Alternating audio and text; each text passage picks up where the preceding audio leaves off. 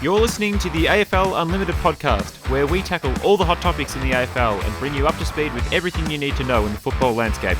We'll take a look at this weekend's games and have some mixed discussion about what to expect. Let's head up to the box for the opening bounce. At round 12, the Blues season is again done and dusted, with a poor showing against the Eagles bringing on the Vultures.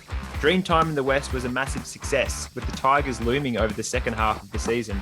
It all came together for the Pies as they notched up a courageous away win, and Melbourne are well and truly now the premiership favourites. They have all the pieces there and just need to finish the job. Welcome, boys. How? Very well, thank you, Langs. I am good, Langs. Been a busy Monday, but it certainly has. It's great to be here. You're overlapping. We had a bit of a down weekend What do you in football, reckon, I guess you could say. And this week we certainly had some much more exciting games to bring us home this week. But there's a little bit of news around as always, Chook. Yeah, definitely. Some games that were interesting, some games which were a lot better than last week, at least. No offense last week, but yeah, you sucked. This week was a lot better. And an interesting factor, just touched on it slightly, the Tigers and West Coast game. They obviously were both set to have a bye this coming week, but they've moved it forward, what with COVID and all the scheduling and that. So that's an interesting one. It gave a lot of Supercoach and fantasy fans a scare, but I think it's an interesting one. And it gives Tigers a chance to capitalise on a West Coast team that is currently very injury ravaged. It's an interesting one. Yeah, there was. It's definitely perfect time for the Tigers. It certainly was, Tiz, wasn't it? Because we saw during the West Coast game that Brad Shepherd got knocked out, and now there's concerns about Liam Ryan's hamstring as well, as he seemed to be off for a lot of that last quarter, and Richmond could be playing a decimated West Coast team. Yeah, it's going to be a tough assignment. That's for sure for the Eagles at home. We don't often say that, but the Tigers are obviously playing some good footy. But very interesting how the swings and roundabouts of footy in the COVID world, how it all affects each other and what could have been. But it'll make a very tough game for the Eagles. It definitely falls into the hands of the Tigers. Yeah, definitely. And so just like everything else. Injuries could cost West Coast the game, but we're focusing on inaccuracy. This cost a few teams a game this week. Missy Higgins, as he was labelled by the online media, and as well as Tex. A few chances to win some games and seal some games, and in the end, just costing them big time. Higgins especially, I think he had 2 or 3 shots before the deal got. Yeah, it was quite interesting here. Higgins, he had so much of the footy. I think he had like 11 marks, 22 touches, something along those lines. Kicked 1 goal, 6, I believe, or thereabouts. And I think Tex kicked 2 goals, 6. And you look how accurately the Pies kicked after their inaccurate week the week before. It just goes to show you can, play well, win all the stats, but it's very underrated in terms of goal kicking accuracy, in terms of costing teams games. If Higgins kicks 2 or 3 of those, I suppose 6 that he missed, it's probably a different story. So Higgins probably just rushed it a bit with these couple of chances late and just didn't have the composure in the moment. The thing that annoys me, Chuck, in that situation is, so Higgins, I think he had 23 or 24 touches, 12 marks and 1 goal, 6. And he's people are making fun of him in the media, and he's like the whipping boy for this week. Aaron Norton had 19 disposals, 13 marks, and kicked 1 goal, 5. And he's been named in the team of the week on Channel 7's media. So it's interesting what the win can do, but it's unfortunate. I think it was probably Higgins' best game that he's played based on how he was leading and marking. And obviously he's kicked more goals before, but it was a pretty complete performance apart from those misses, and probably, because those last 2 right at the end were potentially game costing, and he did rush them. He did just need to go back and take his time, and if you go back and you take your time and have that moment and you still miss, then that's okay. But if you're never gonna, I think it is a bit harsh. He's just a young kid still. Especially with the media, we've had a lot of people, Gary Lyon and all these guys talk about the importance of mental health and all this sort of thing, and making sure people are looked after, and they go out this week and absolutely hurl abuse at young kids who are just. Do you think that was the case with so Gary Lyon was criticised for his criticism of Max King? Did you pick up on that, Chook, or think that was the case? Because I listened to him this morning and they actually ended up getting Simon Leflin on from St Kilda to discuss that exact topic. And I think Simon Leflin said if the commentary is fair and balanced, then there's no issue with it. But people seem to think that maybe Lyon and Jonathan Brown went too far. I'm not too sure. I've just been hearing the stories about it. But yep. I think any valid criticism can be taken. It's just more if you take that extra step and you every week you're having a crack or making a laugh at someone's expense, then it's not worth it. But yeah, if you're literally providing good feedback, then I don't have an issue with it. And I haven't heard specifically what Lyon's comments were. I just I heard it raised a bit, so I figured I'd push it forward, just like all the social media trolls out there who don't really listen to what they're talking about. No, but no, I'll take that back if it turns out he wasn't being too harsh. Well, I don't think he was being harsh. I think he just spoke about he was sort of coming from like a generally constructive standpoint, but I think people just took constructive as critical, which is his job as a commentator. So the people just need to be. I thought probably the Missy Higgins headline or the thing about Jack Higgins missing all those goals tiers was probably more critical or potentially bullying than Max King's seems to be the way. Yeah, obviously, yeah, just people taking shots from the Twitter sphere and the social media sort of landscape that people, whether they've got I suppose high social status or not, can just have a poke at whoever they want. But yeah, I mean, just imagine what that does to Higgins. I suppose seeing that, I mean, you can sort of see it, and you can sort of see the funny side of it. I suppose what you don't really see is Higgins will see that, he'll read it, and then he won't feel confident for a while, and that game will haunt him a little bit, I reckon, for sure. So whilst it's all good and well for people on the keyboards to try and say some funny jokes, they can have an effect on players as well. Yeah. Well, it's not just a case. There's last thing I'll touch on that is the AFL actually used that for their headline, is Missy Higgins, and they did eventually take it down. But it's all well and good on big footy and Reddit threads to be making jokes about that, but I don't think the actual institution themselves should be joining in on that sort of insult in a way. I think to an extent. I'm happy for a laugh on occasion. But that would have hurt him. And speaking of getting hurt, yes, that was a pretty bad one. But Andy McGrath has done his MCL, so that's confirmed for Essendon. Just when we thought that they were flying high, it's a bit harsh there, and I have kind of concerns for their season. It might help Parrish a bit, getting up and about, but more midfield time. But overall for the side, I don't think Essendon are going to be running too hot with McGrath out. Yeah, I think they've had a few. Moment I saw him go off. Yeah, go Lanks. No, I was just going to say, I think they have had a few injuries now, and McGrath and Merritt and Parrish working together is probably what was making Parrish play so well so far. What's his name? Dylan Shield. And Caldwell. Is it Caldwell? Is that his name as well? Jai Caldwell. And now another key midfield. The moment I saw McGrath go, I thought, oh, gee, it's going to be a pretty tough ask from here up against a pretty menacing Tigers midfield. But yeah, very disappointing for the Bombers. He's a real sort of heart and soul sort of player for them, and always has a crack every single week, and he racks up the footy and gives them really good drive for that midfield. So I don't know if that means players will look to go to Parrish, bit of a tagging role. He seems to just be racking up the footy regardless of who is in. But again, you take another star for the Bombers, who already got injury ravaged list at the moment. Just makes that assignment extra difficult. Yeah. So from McGrath, who has a crack, to Zorko, who's copped a whack. He's got a 1 week suspension for a bit of an innocuous hit. You couldn't really notice from the footage, or I watched a few replays and I couldn't really quite gather where he actually did a proper strike. But all I really saw was him getting dropped to the ground afterwards. But what do you guys think? They chose not to actually challenge or take it on, and have just accepted the 1 week. What do you guys think about it? Do you reckon he should have got the ban for that? After you, Tiz. Go for it, Lanks. Oh, okay. I'm not being a coach here. I actually haven't seen the vision, but it's funny because I put that point in there. I actually haven't seen the vision, but it seems like it's an interesting call and probably contentious that he did get a week. I might leave this one for Langs. If I think you got a better view of it than I did. I actually haven't seen the incident.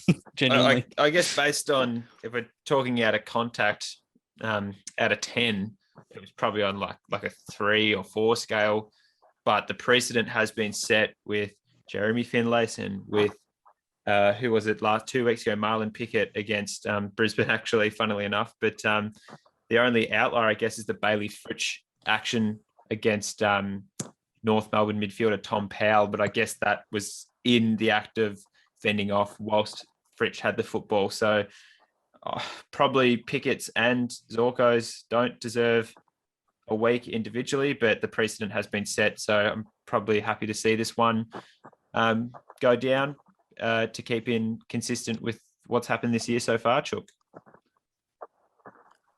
Yeah, fair enough. And another 1 week suspension, Nathan Wilson at Freo for a groin punch, actually. I don't know if you guys have seen the footage there, but he's basically lying on the ground as I can't recall which player kind of steps over him, as you classically do. And he basically just has a quick whack straight to the groin, which obviously should be a 1 week suspension if you ask me. Well, that's interesting because last week, I think it was Callum Mills hit Liam Stocker in that area and only got a fine. So obviously Wilson's must have been. How was that a fine? Honestly, worse. Yeah, I could not believe that was if a you're fine. deliberately striking out at that area, that should be minimum 2 weeks, to be honest.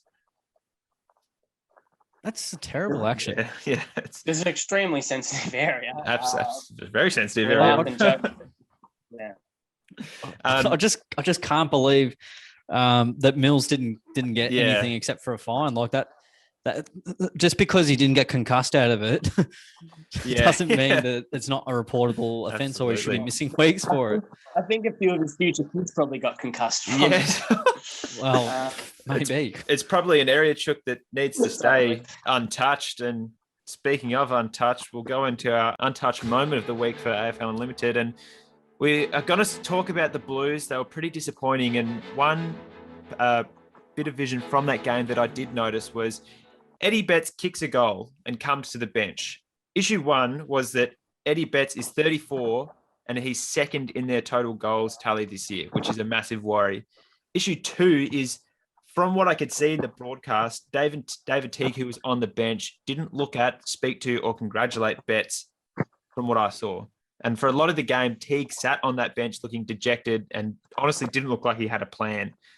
And that vision pretty much encapsulates what is happening and what is wrong at Carlton at the moment. And I don't know how much of that game you guys saw, but I'm not even a Carlton fan, and it's starting to annoy me what David Teague says in his press conferences every week, because it's the same result every week. Carlton are losing by the same margins every week. And every week, David Teague fronts up at the press conference, says, we just lost it at the coalface. The other team was, contested the ball better.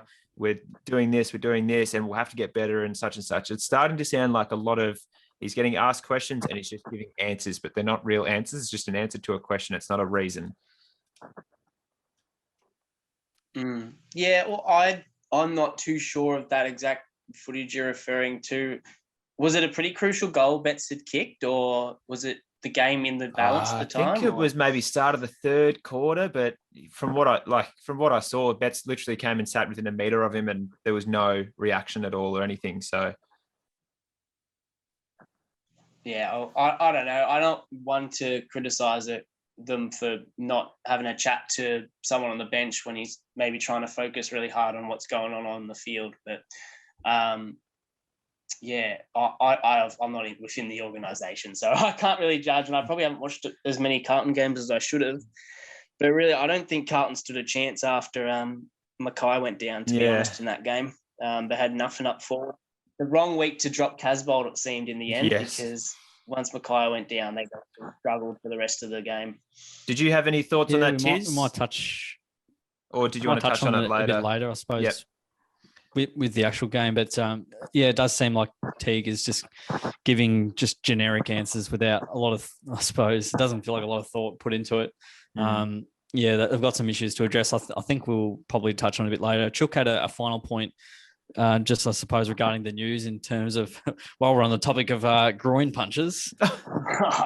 Well, yeah, fair enough. While we're on the topic of the groin area, Nick Cox has finally rising star. Sorry to turn into a 15-year-old there, but he's finally got his well-earned rising star. And we were talking about it just last week, I think, or even a couple of weeks ago, how him and a few of his Bombers mates hadn't really gotten much of a chance up till this point. But 23 touches and a goal. He looked in fine form, and you'd almost think he's the favourite. If you're not saying a favourite, I would say he's the favourite for it. He's played every single game, and he just looks amazing off the back line, 200 centimetres.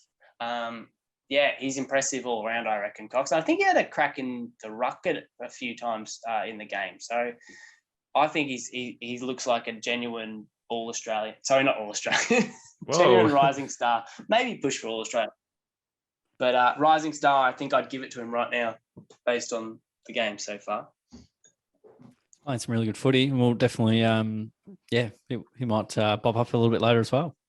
And while we're talking about the Bombers game, I believe you were going to touch on what else happened in the game, Tiz.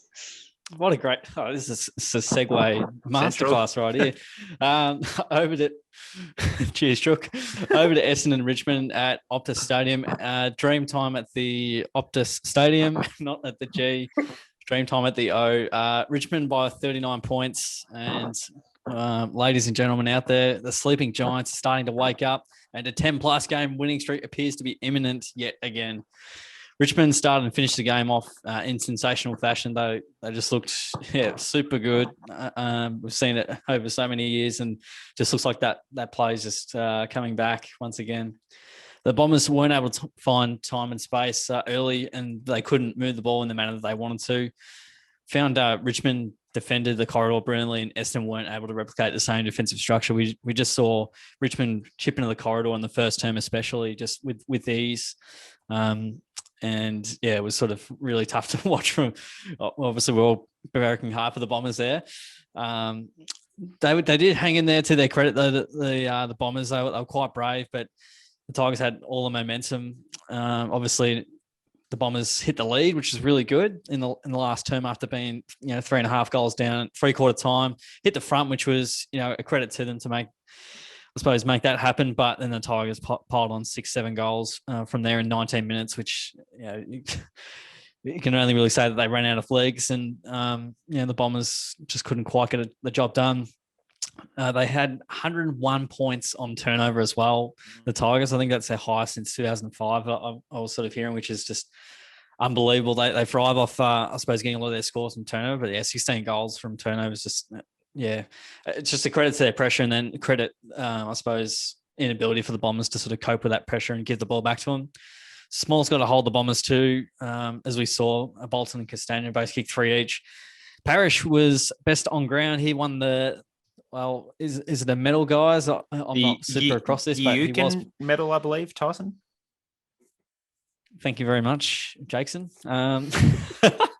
44 disposals, 8 marks, 5 tackles, 11 clearances, 3 goals. So he was just in absolutely everything, and a big reason to sort of Bombers being super competitive. Dusty was also great, kicking 3 and 27. Probably had like 20% disposal efficiency, but I'm surprised they didn't give another one to Dusty. So yeah, on crazy that, game. I was just waiting for them to announce Dustin Martin. They usually go for the winning side, but I don't think you could ignore Parrish. I think he had 70% efficiency or something as well, did he, with those disposals, which is just amazing. 3 goal assists, Dusty's 3 goals and 27. Definitely an impressive game and well played, but you can't go past Parrish having the most disposals of a Essendon Bomber ever. It was just fantastic, I thought, Parrish's effort, and he's probably only just going to keep building from here. What did you think of the game, Langs? Yeah, ripper game, and I was really getting up and about when Essendon started coming back, but there was some really unfortunate holding the ball calls at critical moments, which seems to be a running trend for Richmond's dominant run over the last 5 years or so, but things just seem to happen for them, and it's definitely not a slight on Richmond, because I think one of their greatest strengths is that they are able to create their own momentum, which for a lot of other teams is really difficult, but they can literally just, even when Richmond played Geelong, we were sort of up and beating them, and I was still waiting for them to flick the switch and, they can put 7 goals on in like 10 minutes and just blow you out of the water. And I was waiting for that to happen against Geelong, and it happened here. But I think there needs to be some clarification on holding the ball for the season as a whole, because I know a couple of weeks back we were talking about it, and St Kilda weren't happy with some of the decisions that happened against in that Geelong game too, and it's starting to become a bit of an issue. And if that keeps happening going into finals, I probably won't be happy with some of the calls that were made. They need to fix that up urgently, because there was some calls in there that weren't paid. So I think there was one just before Phillips went to put it on his boot and Dusty tackled him. They didn't pay it. Grimes outside the goal square. Oh, that one. He took the one. Then he tried to kick it and he missed it. That was shocking. And then Graham, it was an amazing tackle. I think it was Nick Cox actually that tackled him. Yeah. Like, he did so well not to get him high. And then he brought him to the ground completely. Then he sort of got a boot to it, after he had so much time to get rid of it. Players in 360s, then still able to get rid of it. The 360s one was, they have to was fix difficult. this. Against Geelong, like, so many Geelong players got tackled and they get spun 360. I think if you get a rotation, that's holding the ball. If you haven't got rid of the ball by that time, it's hard to adjudicate, but it's just you get to way too much time to get rid of the ball in a tackle. And this is what I get to with all these rule changes and focuses that keep coming in every year or every couple of months. They pick a new thing to be their focus. Is that everything else, every other rule starts to fade into the background in the umpire's mind, while they're focusing so hard on all these other things and checking for other stuff that they're not really noticing something as important as straight up dropping the ball. I think of the major controversial moment several years ago when Corey Enright got done running out of the back line for dropping the ball when he actually got his toe just to it. And everyone goes, oh, it's technically a kick. But now you don't even need to get a toe to it anymore. You could be taking on 3 people at once and then just chuck it out, and they're calling it illegal disposal. And I think they need to really crack down on this. I talked back to the day back before they got rid of the play on rule from the goal square, when you used to have to kick it to yourself beforehand. The amount of times players used to step out of that and the umpires wouldn't call it, and then occasionally they just randomly would.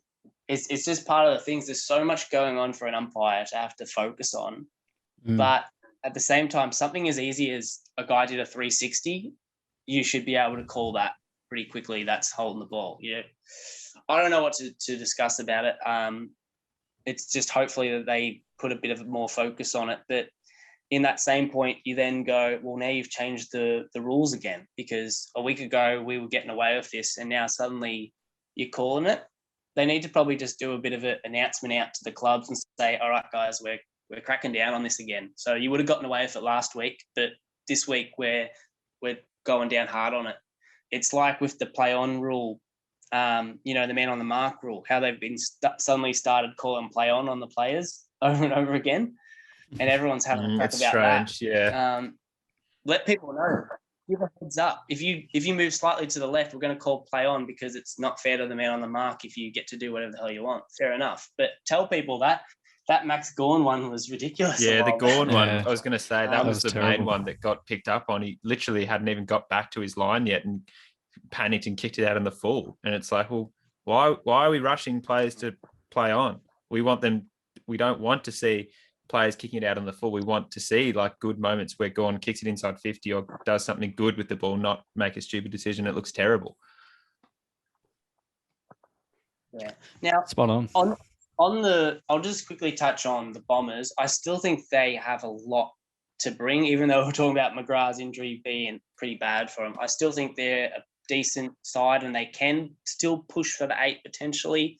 I think was it you, Langers, or Tiz, that has declared the 8 will be the final 8 already? Yeah, I think it's pretty set. The only thing I can see happening is West Coast just getting dominated by their injuries, and probably the only team I can see coming in now is the Giants, as they've got North Melbourne, Hawthorn, Gold Coast, I think, coming up. So they could potentially have 3 wins and get right back into it. And you It's talked of the tasty. run home. Talking of the run home, you made that big call that Tigers have a potential 10-game winning streak ahead of them. I wouldn't go that far, and I don't think they've really woken up. I still think they're the same side they've been all year. They've had great wins this year, and they've had a few losses this year. I just think it's just what Richmond do. They may start getting a few players back and get a few wins. West Coast this week, I'd be confident-ish for them, and obviously I think they've got like a few easy ones coming up, like Gold Coast maybe after the bye, and St Kilda as well, which is a bit you'd consider easy wins, you would hope for them. But then they do have the Cats coming up later on. Magpies maybe might be back in form. Brisbane is still going to be a tough one for them. So they're not completely easy wins. And maybe they might get a 3 or 4 wins in a row. But if they got 10 wins in a row to end the season, I'd go mad. Well, Chook, just the way they're playing gives me PTSD with the way that they haven't lost. The most amount of games they've lost after a bye since 2017 is 3 games, 8-3, which was in 2017. Last year they won all the games after the bye, and so often they will lose only 1 or 2 games in the end. So it might not be 10 in a row, but it's most of them are going to be wins. I can just see it. They might lose, maybe they might drop maybe 1 or 2 more.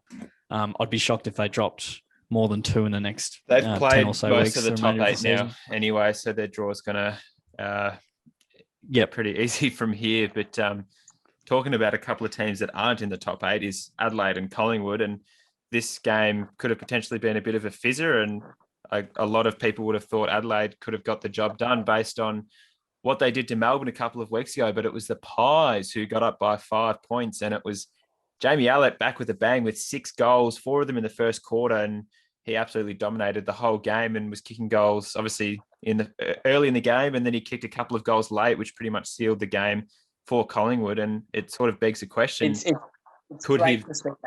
Yeah, it was great, and could he have been one of the best small forwards that we've seen? His career has been absolutely marred by injury, and it's interesting to see how good he has been. And he's done it to a lot of teams before, kicked big bags of 5 and 6. And Collingwood looks so much better with him in the team, and he is a genuine forward focal point.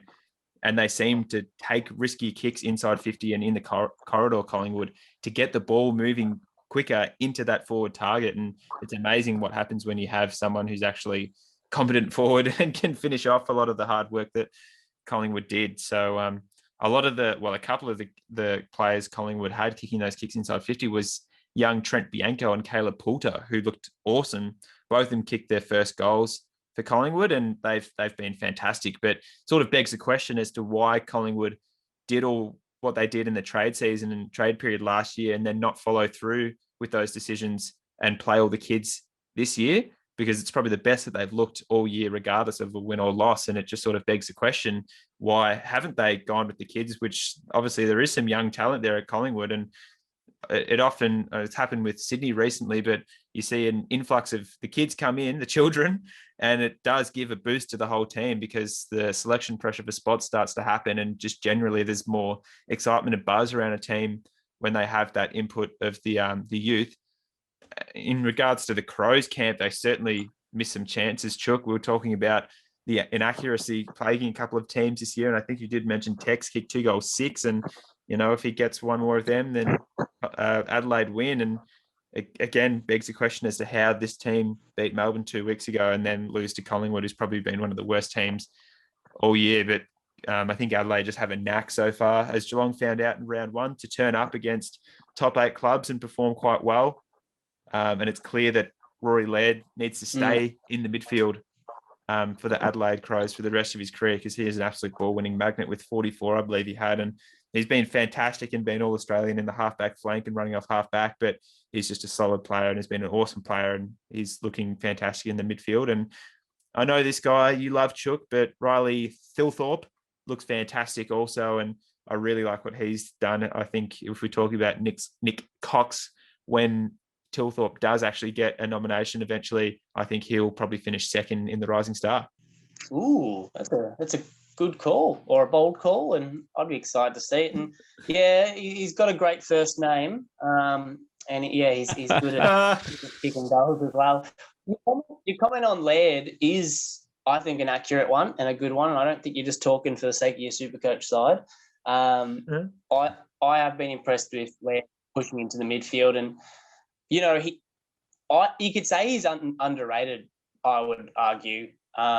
Everyone just always said, "Oh yeah, Laird he's a gun. He's a gun half back," but I don't think he gets enough of the credit anymore as he did when he first started to rack up posies and look the goods. I think everyone's just kind of written him in as, oh yeah, he's a staple for a good back line, but I think he needs more credit from the All Australian selectors and that sort of good factor as well, because he consistently one of, if not the best halfback in the comp, and maybe he won't get midfield time in an All Australian side this year, but maybe it's one of the cases where a midfielder could belong in the half-back flank, seeing as he plays it so well his whole career. What were your thoughts, Tiz, on Collingwood? Yeah, they played footy the right way. That's what they did to Langs. They took the game on. They had running in waves. You could just see handballs pop over the top, and just again taking that, I suppose, riskier option if you like. And they just they had a lot less fear about it. They had every reason not to win this game, and they've pulled out a miracle. Seemingly, they travel on the road really well. They somehow beat the Crows at Adelaide Oval every single time, no matter what. Pretty disappointing for the Crows, though. No Grundy, no Adams. There's your biggest opportunity to win, and you don't have to do anything. You just walk across the road to Adelaide Oval, and the Pies have had to sit on beanbags for 6 hours, to isolate themselves and out in the cricket pitch and whatnot. And it's just an amazing win, really, against the odds. Jamie Elliott, where's this been? How has he kicked 6 goals after an injury broken leg, I think it was, and fractured leg. It's nuts. And why has he been playing in the midfield in the past when he's a star up forward? And where is this? Where have we seen this?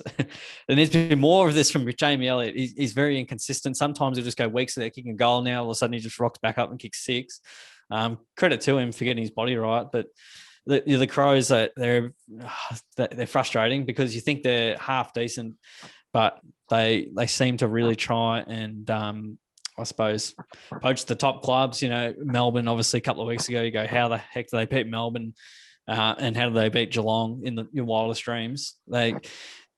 Occasionally they'll bring the pressure that's absolutely insane that can get any side on its given day.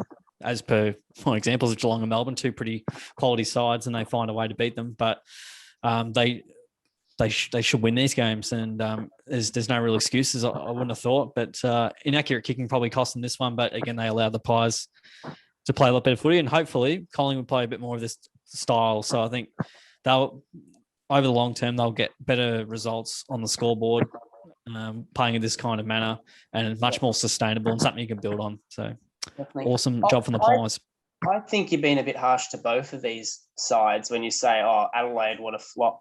How could you lose this game? Or how are you the same team that beat Melbourne? Or Magpies it should have been an easy beat. Magpies have actually been a quite a different side these last few weeks. They only lost by 1 point to Port Adelaide. They only lost to the Cats by 10 points and looked like they actually would have had the Cats for a while there if it weren't for some really inaccurate goal kicking. I think this Pies side is a good side. And as you said, they are now a young side with some of these kids. And it's understandable that they have their highs and lows and a few misses. But I think they're still a quality team in there. And the Crows, yes, that you would have ticked them for a win this week. And as did I. But I don't think you could argue that the Pies are an absolute basket case, despite what everyone's saying in the media with the board and all that. I think Pies still have a good bones of a side, and every team has a chance of beating any team on any weekend, and I think we've seen that this year with the surprises we've had and how terrible some people are doing with their tips, because the expected isn't always a certainty. And I think if you look into it, Pies have been a lot better aside these last few weeks, and Crows, while still being a good side, I don't think they failed massively this week. I just think that form doesn't stack up at all. You can't beat Melbourne, who's like the best team in the comp, and Collingwood have improved, obviously, because like you mentioned, that losing to Port by a point, and probably should have beaten Geelong too. If Elliott plays or McCreary plays against Geelong, I reckon Collingwood would probably get over Geelong in that game. It's hard to tell, but that form doesn't stack up of Adelaide beating and actually beating Melbourne, regardless of some late decisions which may have cost Melbourne. But to perform like that, not that they played poorly, and obviously accuracy is probably the main one that Tyson mentioned, like they did against a team without Brodie Grundy, who's one of the... Yeah, well, that's very well summed up, Langs. I think Collingwood, they were 17th, so they're probably one of the best 17th ranked sides, because I don't think the scoreline of what it was 2-9 before the game. Don't think they've been playing like a 2-9 side. Their game style, the game style definitely needs tweaking. But if they can replicate more of what they did on the weekend, then they're going to win more games for sure. Yeah, I would say, why can't it just be a story of a side that matches up well against certain teams? They've gone out and beaten Melbourne, gone out and beaten the Cats, and I think we've seen it plenty of years. Geelong's had a few bogey teams that they just can't ever seem to beat because they have, that certain game style that seems to beat them. Certain clubs have the talent or have the right personnel to beat some teams and not others. I don't think you should always, in case of their game style's clearly bad or something right now, but maybe it was just that's not the right game style to beat Collingwood, but it's the same one they used to beat a Melbourne or a Cats. Absolutely. It's certainly a fantastic thought there, Chook. And we're going to talk about a big matchup soon, Melbourne versus Brisbane Lions, and Chook's going to but we'll just go for a quick break and come back with that. Yeah, and I'll take us to Melbourne v Brisbane, and it was at Giant Stadium, which is an unusual one, and no, that's not a false ground like Tiz has been spouting the last few weeks. They did play at a neutral oval, and Melbourne got the job done by 22 points. And I don't think it was a case of a surprise here. I think a lot of people thought Melbourne had it in them to win. I feel it was a flip of a coin. Most of us thought that either of them could take the win here, but I don't think we thought it was going to be quite the game it was. It was definitely a good game, and I enjoyed watching the whole thing. But yeah, I was a bit surprised by Melbourne coming away with the victory in the end there after the start. So really, the Lions had a cracking of a start. Everything seemed to be flowing for them in the beginning there.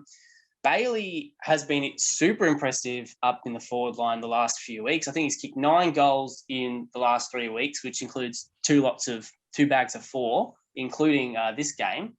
He's looking really impressive, and if he could keep that up, he might sneak a place into the All-Australian side up forward maybe. We'll see how he goes. But, yeah, their forward line, everything just seemed to be working, and it's just a fierce and ferocious forward line they've got at the Lions. And that first half, it looked like they were going to be winning it again. They brought in Lachie Neale, obviously back, returned with 25 touches, which was pretty solid for his first game back. But in the end, it turned out not to be enough. The Melbourne Demons just turned around and went wild in that second half, led by Petrarca and Oliver, I think, mostly. And I would argue, and I want your thoughts on this, that Petrarca and Oliver are the best mid-duo in the league right now. Ooh, huge. It's pretty hard to argue against Chook. They're playing sensational, and they're amazing. Duet. You think, Lanks? I'd probably agree with that. I do think Bont and McRae are pretty up there too, just for flexibility. I guess McRae and Oliver are very similar players, can go inside and outside, and Bont and Petrarca are very similar players too. They can do it all and kick goals, so very similar. That is definitely a good stack up there you've actually done, Langers. Yeah. I probably should have looked at it into it. But yeah, I think we're definitely up there in Rifle the best. He has one crack and beats me straight away. Well, they still look immense. And part of the fact that I love this Demons side is that they're homebred talent. So Petrarca and Oliver, Brayshaw, the likes of these guys, Max Gawn, all bred up from the beginning at the Demons. So, you look at clubs who've brought in good talent from elsewhere to build their core midfield or to play key roles. Richmond in certain cases, some teams. But Melbourne have done really well, and I think their key aspects where they have brought in from other clubs, so Lever and Stephen May obviously are crucial pillars in that regard. I think when they have had to bring in talent from other clubs, they've done fantastic. So I was really impressed with just the whole side overall, just how they are. Like, they've got a lot of young fellas who've, been at the club since the get-go and are building it up. It is funny that back line seems to be where you find all the free agents and trade talent. So you've got those two, are, as mentioned, but then you got Salem, who they brought in, and Hibbert as well. They seem to be rebuilding a back line where they seem to be missing a few pieces. But they're looking really good at the moment, and I've been really impressed by that by the back line as well, especially. If you guys have any thoughts on their back line or their key two. They're pretty good everywhere. Just with the way they go about it, there's a lot of really good names, and I mean, finally they're living up to, I think, what probably Melbourne fans expected. I don't think they expected to be 11-1 right at this very moment, but it definitely stacks up really well. Good ball users off halfback. Their structure and system, is quite sound, and that second half was just incredible. Down by 4 goals, and then they end up winning by 3.5 goals. So it takes a fair bit of tenacity to get across the line there, and obviously, just that inner belief that they can come back even if they are down, even against a good side. Everyone tipped Melbourne on our tips. I went Brisbane thinking that they would get the job done, but it was two great teams in form, but the D's just taking home the number one mantle right at the moment. So it's going to be interesting to see how it pans out.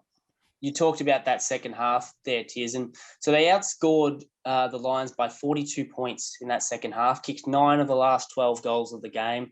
They just went berserk, and it was really impressive to see. And led by McDonald and young Cozzy Pickett, who each kicked 3 goals. And Cozzy, we know, has been, a star, a sensation since he started playing. He's had a few tricks up his sleeve, but now he's actually starting to impact the scoreboard a lot more. I think earlier on he was showing potential. He'd dodge a few guys, but he'd kick it behind or he'd pass off to someone else. Now he's actually looking really fierce, and someone that you need to watch in a game now to make sure he doesn't, get advantage of you.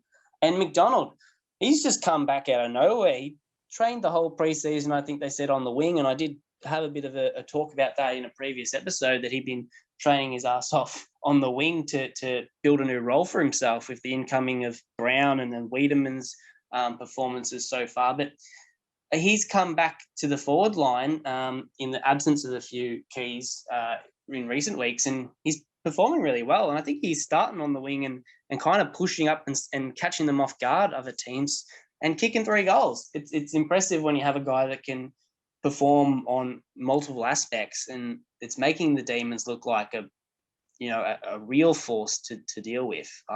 They've even got Mitch Brown, who, you wouldn't say is A grade, but even if there was like injuries to 3 or 4 key forwards or backmen, you've still got another guy who could come in and arguably be a pretty solid defender or forward.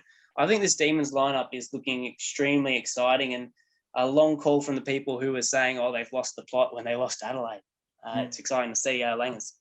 Yeah, they've got a great profile at the moment, Chook, and they're pretty healthy. I think Tomlinson and Marty Hoare are the only 2 players who won't be available by the end of the year. So they've pretty much got a full list to pick by the time finals comes around. So it's going to take something pretty drastic for them to obviously fall out of the top 4, have 2 home finals from here. So I just think everything has clicked for them now. They've got the best ruckman. Absolutely. They're just playing a sensational brand. They were about to throw McDonald out for a packet of chips. So they tried to. Towards the end of last year. They literally were, seeing what was going on. But just the evolution in the Melbourne side is they've just all decided to play more of a team-orientated role. They're not focusing on getting 40 possessions each or individual performances, but what they can do for the team. The trust in each other is obviously developed and built. And now you get, I suppose, as a result of that midfield dominance, that they were able to get inside 50. That wasn't a problem last year or in years gone by, but the efficiency going inside 50, they now give it to, I suppose, their leading forwards with, time and space and delivering it much, much better than they have in the previous time. So that cohesion up the field between the mids and the forwards has definitely been developed and looking really good and at a high level. So cohesive, they've definitely done well there, and the forwards are benefiting as a result.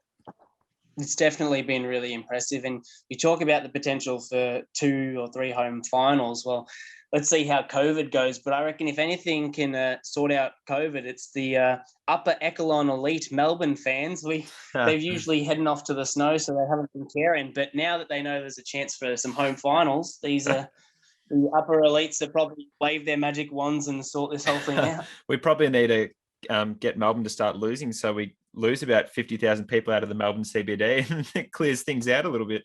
I'll get my Pfizer tomorrow, guys. No worries. We're talking about Melbourne as a team that's got everything together, and we'll move on quickly. And Short has got a review from the Carlton versus West Coast game, and he's going to get stuck into Carlton, and we'll follow up just after him. G'day, fellas. Going to take a bit of a look at Carlton and West Coast, but I think it's mainly going to be tearing shreds off Carlton. I'm sure you boys have already or certainly will discuss. I woke up this morning, chucked the radio on, and gee whiz, the Carlton supporters were calling in thick and fast. They are not a happy bunch.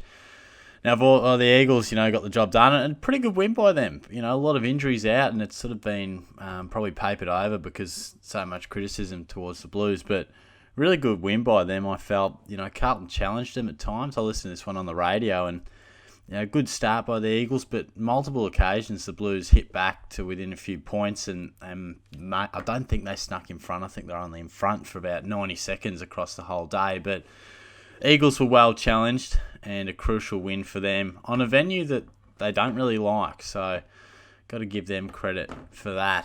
And in terms of the Blues, well, it's pretty disastrous, and I think everyone involved with Carlton is impatient now, and the media world, supporters, and I'm sure the club and players are starting to wonder, when is this going to happen for us? What are we doing wrong? What's wrong? What is the exact issue? And here's my take on it, and it's not really a game review, this one, because they lost the game, but it's the bigger discussion, and what everyone's talking about is what is the go with Carlton? Are they a side that is on the way up and are just ironing out a few kinks and creases and trying to find their exact mix? Or is this a team that has recruited for the now and it ain't happening?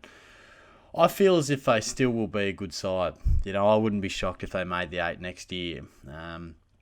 They've got a great spine. They have come under a fair bit of criticism in terms of Zach Williams' selection. He's just playing off halfback now, and Kingy goes on about, they're paying big bucks to 2 halfback flankers in Sard and Williams. Well, okay, it's disappointing, but you might have 2 of the best halfback flankers in the game. I know you wanted one of them to be a midfielder, and that's probably exactly where I think they're falling down, is in that midfield. And the midfield depth, you got Walsh, who's been brilliant, and Cripps, we know, is a star who's just sort of had his issues with his body at times this year, but falls away real quick. Murphy's older now and not a midfielder, and Ed Curnow, isn't a midfielder anymore and was one of their stars in the guts for so long. And I just don't think we're seeing that development from Dow, Setterfield, O'Brien, Petrevsky-Seaton, because I do feel as if across the ground they're pretty reasonably set up in most parts, to at least be doing better than what they are. So there's obviously, and if you listen to David King and Joey Montana, there's a lot of technical flaws in the game, but a lot of comparisons also to Melbourne. It didn't work, and now it works. So for some reason, it looked good on paper for the Ds, but it wasn't translating. Right now, it looks pretty reasonable on paper for the Blues, but it's not translating. So I just wonder whether there's going to be a few tweaks, whichever way that looks, personnel, game plan, what have you. I think there is still some really good stuff on the horizon for the Blues, but try telling that to a Carlton fan right now. It's not what you want to hear, and they shouldn't be let off for the performance over the weekend, because they should have won. My overall view is that they are still on a reasonable track, and I think they'll be okay. but what they're performing and producing at the minute is nowhere near up to standard. It's well off what we expect. And God, you'd be frustrated as a Carlton fan because they've lost some games where, maybe they've done better than they should have, or they've pushed sides and we thought, okay, like I think of the Dogs, or even Sydney, I felt they pushed them reasonably. And I was the sucker that tipped the Blues yesterday. And that was one. At some stage, you got to win the games that you need to win. You just got to win them. And they couldn't produce. And it's a really disappointing display. So they'll be top of the agenda, as Jared says, on most shows. And I'm sure they'll right up at the top for us as well. So that was Shorty's thoughts on the Carlton versus West Coast game. And this was a game that Carlton needed to win, Tiz. And West Coast got the chocolates by pretty much playing their reserves team. They had a lot of massive outs. We spoke about before. They're coming up against Richmond next week, and they had some injuries during that game too, but Carlton just couldn't get the job done. And how do you think Carlton fans are feeling now? I don't barrack for Carlton, but I'm disappointed because I tipped him. I was pretty. It was a very tough game to tip. Could have gone either way, but Carlton just can't handle being favourites in any game. I reckon they win less than 10% of games that they start favourites in. They're despicable in the way they play, and you could not have got West Coast at a better time. They haven't won at the ground, obviously against the Swans, because that's where you'd play Sydney at the SCG since 1999. Some of the players weren't even born before the last time there was one nuts. There. They had 5 bloody no-namers come in. They got absolute key stocks out everywhere. They got TK out. They got McGovern. They got Kennedy and Allen. Some absolute key personnel out. Could not have got them at a better time. I understand Mackay had an injury, with a concussion throughout the game, which was unfortunate. But what do they stand for? What are they doing? What is their brand? What do they stand for? Out the water, which is what is their brand? What are they doing? What are they doing, Jared? So I just don't see where they're going. They haven't been blown out of the park this year. So a lot of their losses have been the biggest loss for them, 28 points against Port, which is positive. But when does that mean that you can't have honourable losses all the time? And I'm frustrated, and I'm not even a Carlton fan. I'd hate to be a Carlton fan, and I feel for the fans out there. Let me just hold you here, Tiz. Just there. We're saying we're disappointed in the Carlton Football Club. You know who else is disappointed in the Carlton Football Club? And a bit of breaking news here is the Carlton Football Club is disappointed in the Carlton Football Club because they are set to launch an external review of the entire football department. It has just been announced just then. Yeah, thank goodness. Thank goodness. Incoming president Luke Sayers is basically setting up from an outside group who's going to look inwards and see what's going on with the footy club. And I think a lot of us before the season started, or at least after the free agency and trade period, thought Carlton were going to look right up there. They brought in Starr, they brought in Williams to fill spots in that back line / midfield. And it looked like they had, filled some key gaps. Cripps was still looking awesome. Walsh was looking, in career best and in really impressive form. And Harry Mackay and Charlie Curnow looked like they'd be 2 guns up forward. But obviously we've had some injuries to Curnow and the likes there. But really, this club should be doing a lot better than it is. And I wonder what it'd be like if they had kept Cade Simpson in the side. Yeah. If that would have allowed a bit more movement from some Well, it just allows the flexibility for defenders. I know they got Williams, Chook, to play midfield, but it hasn't worked out. And from all reports, he wasn't fit enough to play midfield, and he's gone back to half back now. But it just allows that flexibility to have Simpson just float and even play up on a wing and allow Doherty to play on the wing like he has been doing. But it looks like it's all kicking off. I'm just looking at Twitter now, and from Nick Negropontis, who's involved with SEN, he's quoted as saying, at least one player or multiple has talked about the lack of clarity in the team's game plan, while another player questioned elements of team selection. So this looks like it could be a massive implosion for Carlton. And I was going to say one of my points about Carlton was it seems to me that the wrong Melbourne club is challenging the board. Obviously, Collingwood are having big internal issues at the moment, but I think Carlton are the ones that need to be having a look at themselves and look, lo and behold, this is what's happened. Collingwood played in a premiership, they played in a grand final 3 years ago, and Carlton haven't played in a final since 2013. Tiz, is that correct? 2014? It's starting to look very bad. It's correct, 2013. For Carlton, and this looks like it's blowing up right now. there's a bit of a damning stat in an AFL article here that since Carlton smashed the Western Bulldogs last year by 52 points in round 6, they've won 8 of their past 23 games. So that win got them into the 8 for the first time since 2013 last year. And since then, they've just died off. It's almost like they put all their energy into getting into the 8, and then they were like, all right, we made it into the top 8, and then just like, all right, we don't need to try anymore, do we? I had them tipped. I was pushing them for top 4, Chook. Remember I said if they'd beat Richmond, that was a sign of change, and I was saying they could finish 5th or push the top 4, but that they haven't gotten better. I think they've actually gotten worse with their ins, which is incredible to think about. And St Kilda's in the same boat. Like they got rid of Hind, and Essendon have gained Sard. So Essendon's absolutely winning out of this, but Carlton haven't gotten better with their ins. And Zach Williams is a great player, and Adam Sard is a great player, but they haven't been cohesive. And you look at the actual elite level or fantastic level players they've got in their team. We'll go through it.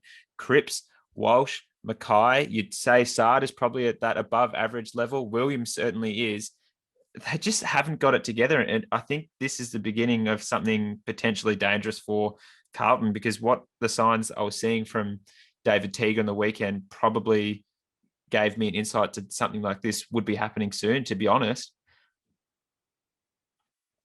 Is it almost a really unfortunate timing, and this rise of this talent, which obviously the rise of someone like Walsh, you can't rush that. He's obviously, aging, and Cripps's development has also unfortunately coincided with the major drop and pretty much end to Mark Murphy and Curnow, as in Ed Curnow, in their peak form. They've both clearly dropped a massive extent, with both of them, I believe, missing games due to just emissions and the like. It's almost unfortunate timing. You could imagine if Mark Murphy was still at his peak and had, the likes of Cripps and Walsh around him, the team could be looking a bit better. But it's almost like that they've replaced having 2 great midfielders and a poor midfield around them with having 2 great midfielders and a poor midfield around them, rather than being able to have the 3 or 4 that you do really need for a solid team. And that is definitely where the problem's at. Like, they got smashed in the contest. Again, it's just a consistent issue. I think that Eagles had Sheed and Shuey that were like the main recognisable midfielders. Obviously, Gaff played as well, but he's more outside.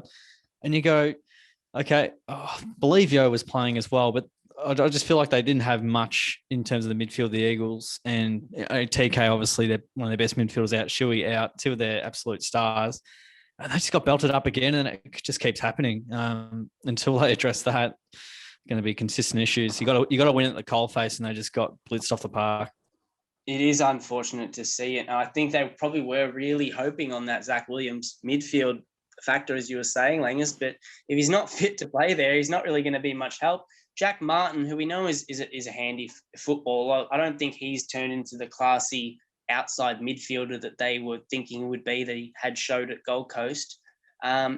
And it makes you wonder if they could push just a bit further this year and have a good result, they might still be able to bring in some of the free agent talent that's available at the end of the year.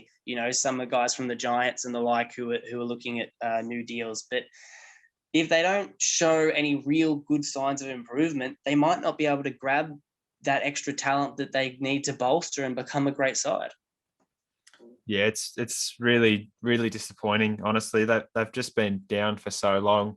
And obviously it's going to be the dominant headline now all this week. I'd imagine Jared and Robbo will just be sitting down on the 360 desk as we speak, and it's probably going to be their leading story and dominate the headlines all week. But as for next week, there are some big games as well, and we've got Thursday night football back, which is fantastic, and I'm really excited about got it. A couple of games, Slangs. We sure do. We've got red alert. Just to finish off the round. Yes, some other games to finish off. Yes, so Sydney snuck home against the Saints. I believe it was a 9-point result, thereabouts, quite close. Higgins could have got the job done, but not to be on that occasion. Dogs' first win at Optus Stadium, which was a quite impressive 28-point win. Could have been more had the Dogs kicked straighter and Aaron Norton kicking straight. So, first win at Optus Stadium. like ever, or Pretty much. They haven't been Optus Stadium. I think they haven't played there many times, but I think the last time they won over in the West was 2016 Yeah, in I the was going to final say, series. was So that not they at don't Optus travel there Stadium? very well. Was Optus Stadium not around then? Was that No, at that would have been the at Amy Domain Stadium. Domain? Sorry, yeah, Domain Stadium, Patterson Stadium, Subiaco. Oh God, that's an absolute throwback. Sorry, Tiz, I do try my best to forget that you cover off the rest of the rest of the rounds games each week, but we will move into the round. We will move into the round 13 tips, and as I mentioned, we do have Port Adelaide versus Geelong. Hopefully at the Adelaide Oval. Hopefully this game goes ahead.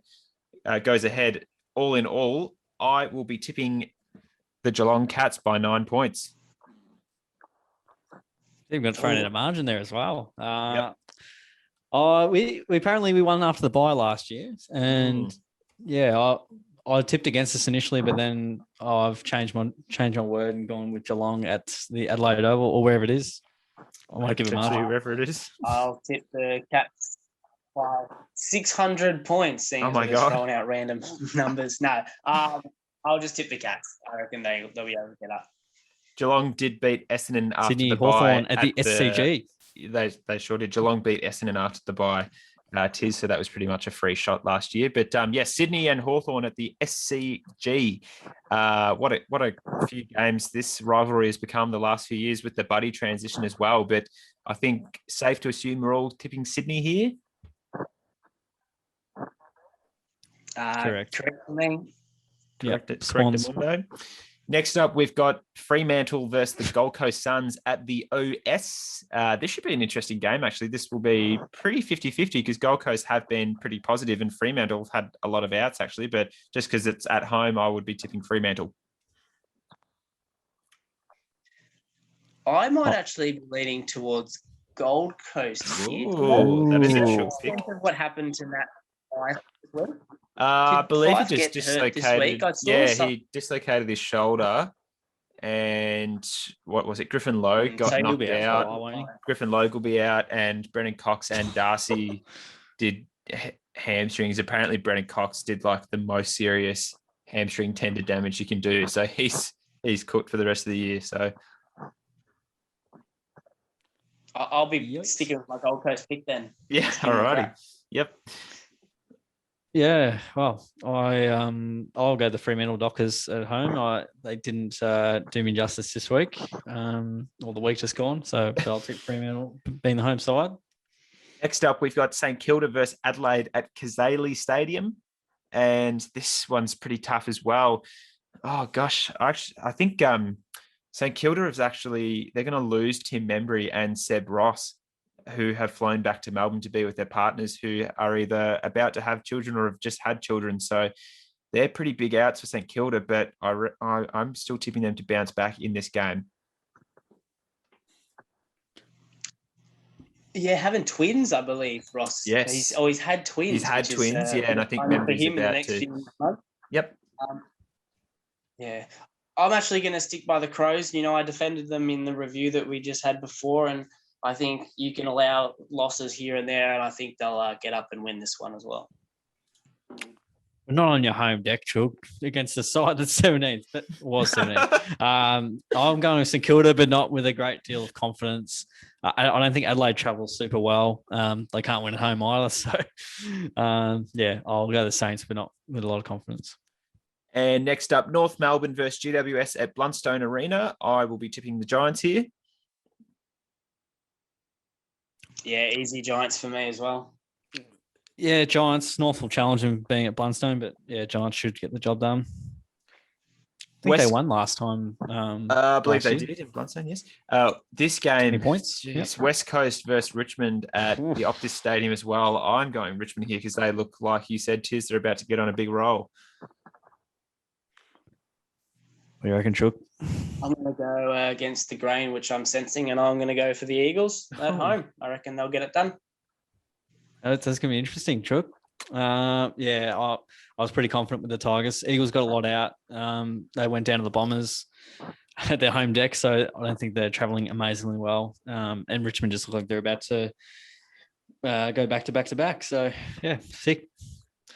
And to finish off, we've got Melbourne versus Collingwood at the SCG in the Queen's Birthday / Freeze MND clash.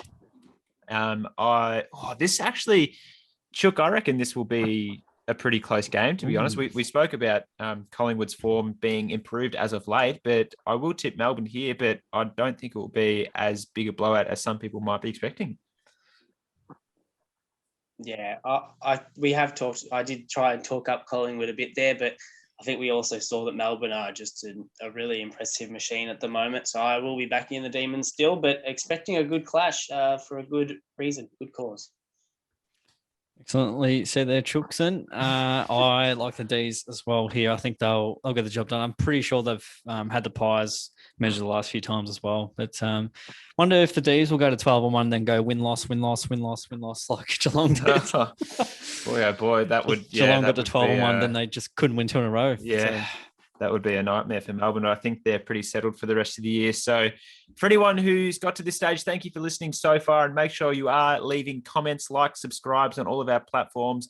We will still keep having some content coming out throughout the buys to keep us occupied, and you hopefully would have seen our All-Australian Moments team of the century or the decade or whatever it was that came out last year. There was some pretty fun and funny moments had in that team. It was good for us boys to get around that and put our heads together on that. Chook, thank you for joining me this week. Happy to be here, mate. And Tiz, we'll hear from your beautiful voice next week also. I just appreciate being here, mate, and appreciate you being a host.